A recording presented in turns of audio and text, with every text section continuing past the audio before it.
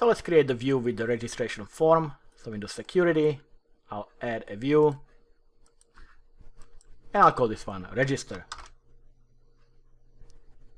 In order to register, we need to bring in the model, and this is gonna be for the register model. Let's create the structure of the page. So I'll start with h2 tag, create new user account. And then we will have the registration form. So let's create a form that will go to the controller for the security. The action on the controller that we want to access from this form is the register. And the method for the submission of the form is post. And then we'll create a table with all the text boxes in it.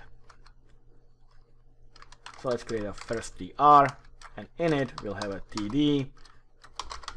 I'll style it with class write, and this is gonna be for the label. So let's add a label,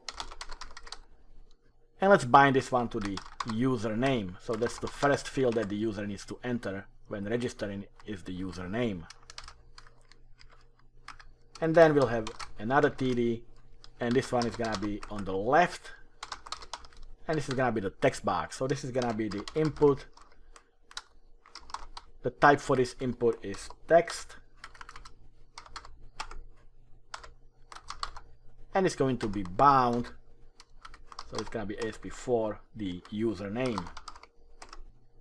Alright, I'm gonna copy this tr, paste it right under it. So user enters the username, then the user needs to specify the password the user wants. So this is gonna be a label for password, and the input box is gonna be for password as well. However, I don't want this as type text, I want this as type password. So this is gonna be just the stars instead of actual visible text. I'm gonna copy that and paste it here, because then the user needs to confirm the password. So the label is gonna be for confirm password. The type is password, and ASP4 binding for this input box is confirm password. I'm gonna paste it again. The next thing we are collecting is the email. So the label is gonna be for email. The type of the input is gonna be text, because this is for email. Actually, maybe there is an email that we can specify as well as the type. And then it's gonna be bound to email. The next thing is the full name. So ASP4 is full name. The type is text. And ASP4 for the input box is full name. And finally we have the birth date. So the label is gonna be for birth date. The type is going to be date. And binding is gonna be, of course, for birth date. So these are our text boxes. Then we of course need the button to submit all the information. So let's create another tr, and in it we'll have a td. I'll do the call span equals 2 because it's gonna be a bigger button.